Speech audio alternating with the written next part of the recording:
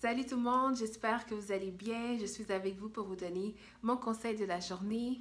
Aujourd'hui, en fait, cette semaine, on va parler d'un sujet intéressant parce qu'on va parler de différentes choses que vous devez savoir et faire avant de vous lancer en tant que styliste. Donc, je trouve que souvent, avant de se lancer, on est tellement inquiète parce qu'on se demande à quoi va ressembler la carrière de styliste et aussi est-ce qu'on a tous les outils nécessaires, est-ce qu'on a les aptitudes nécessaires pour faire ce travail. Donc aujourd'hui et tout au long de la semaine, je vous prépare à ça. Une des choses que vous devez faire, bien sûr, c'est de vous créer des contacts dans l'industrie de la mode. Vous l'avez sûrement déjà entendu, on dit souvent, c'est pas ce qu'on connaît qui compte, mais plutôt qui qu'on connaît dans l'industrie de la mode. Et moi, j'aime dire que c'est un mélange des deux. Il faut les connaissances, mais il faut aussi les contacts. Et les contacts, ça se trouve, même si vous avez personne, zéro contact dans l'industrie, vous n'avez pas à vous inquiéter avec les réseaux sociaux, avec comment notre monde est fait actuellement. Vous avez tellement d'opportunités que vous avez zéro excuse. Donc, une des choses que je trouve intéressante, c'est qu'il faut le faire maintenant, avant même que vous vous lanciez, parce que souvent les gens attendent d'avoir lancé leur entreprise en tant que styliste ou de se lancer en tant que styliste. Et c'est là qu'ils doivent créer leur portfolio, qui commencent à contacter des purs inconnus, les demandent s'il vous plaît, est-ce que tu peux prendre des photos gratuitement pour moi? Mais ça ne marche pas, on ne te connaît même pas.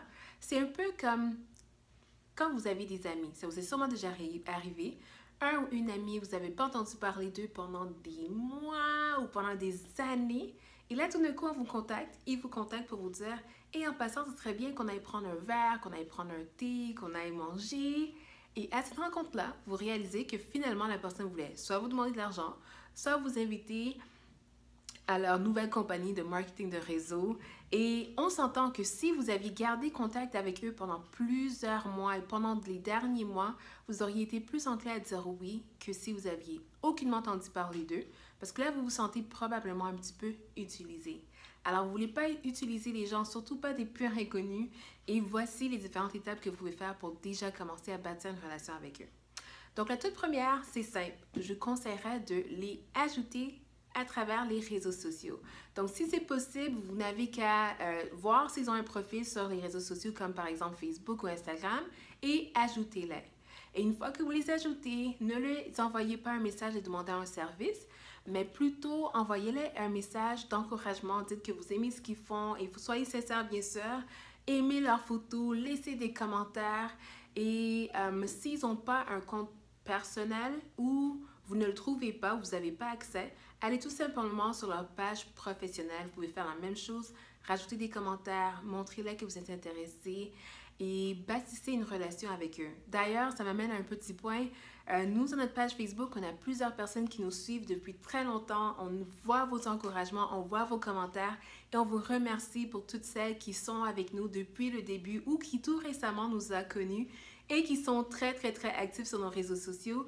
Donc, j'en profite pour faire un spécial shout-out à Annie AGS. Donc, elle est souvent connectée sur notre page et on l'apprécie beaucoup. On a une tonne d'autres personnes. J'ai juste pris un exemple parmi plusieurs, mais vraiment, soyez des personnes qui sont actives et qui encouragent les gens avec qui vous voulez travailler. Parce que quand vous allez vouloir bâtir votre portfolio et que vous allez leur demander s'ils peuvent prendre une photo pour vous gratuitement ou en échange de services, alors, souvent dans l'industrie, on dit en TF, ben, ils vont déjà être plus portés à vous dire oui parce qu'ils vous ont vu, même s'ils ne vous connaissent pas, ils ont créé une certaine relation avec vous virtuelle et c'est ça que vous voulez faire. Deuxième chose que je vous conseillerais de faire, c'est de les rendre service. En allant sur leur page Facebook, en allant sur leurs réseaux sociaux, vous allez voir s'ils ont des lacunes ou des besoins quelconques et essayer de les être utiles. On dit souvent c'est mieux de donner que de recevoir, ben c'est la même chose. Avant de demander quoi que ce soit, soyez utile et moi j'aime souvent dire que il faut donner sans vouloir recevoir nécessairement. Sans s'attendre à recevoir surtout. Donc peut-être que vous allez les aider, puis c'est pas eux autres exactement qui vont vous rendre un service, mais peut-être qu'ils connaissent quelqu'un qui pourrait vous être utile ou peut-être que juste l'univers va faire en sorte que quelqu'un d'autre va vous être utile parce que vous avez aidé quelqu'un d'autre. Donc ça, c'est mon deuxième truc que je vous donnerais. Et le troisième, c'est si vous avez de la difficulté et que vous êtes un petit peu plus introverti comme moi je suis, je vous conseillerais de lire un livre sur le sujet. Moi, le livre qui m'a beaucoup aidé, c'est le livre de Dale Carnegie qui s'appelle Comment se faire des amis.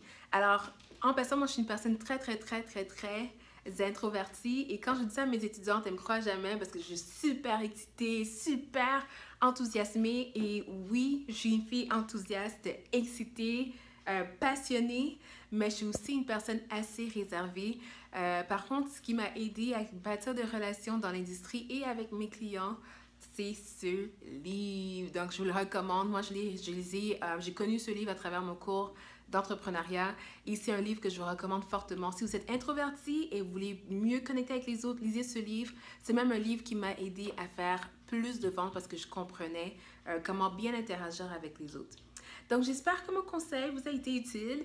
Comme vous le savez, toute la semaine, je vais vous donner des conseils très intéressants. Donc, soyez connectés. Si vous avez aimé la photo, aimé la vidéo, partagez-la. Et voilà, c'est ça. Moi, je suis là pour vous motiver, pour vous conseiller, pour que vous puissiez vraiment bien démarrer du bon pied votre carrière en tant que styliste. Et si vous êtes déjà lancé, ben inquiétez-vous pas, vous n'avez qu'à mettre en application ces choses et ça va vous aider de progresser encore plus rapidement en tant que styliste. Donc, ça fait un plaisir et on se voit demain pour le prochain conseil. Bye!